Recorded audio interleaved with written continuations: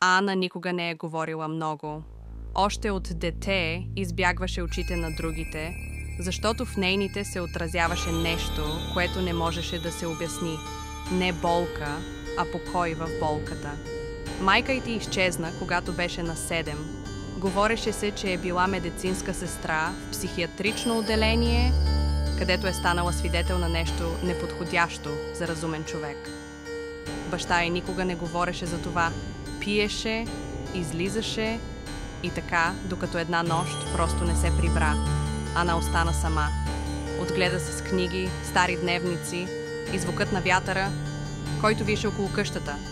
Единственото, което никога не се промени, беше усмивката й. Лека, контролирана, студена. На 16 започна да пише в тетрадки. Не дневници, а досиета. За хората около нея, за действията им. За лъжите, които разказват за себе си. След време досиетата станаха списъци, а списъците изчезнаха.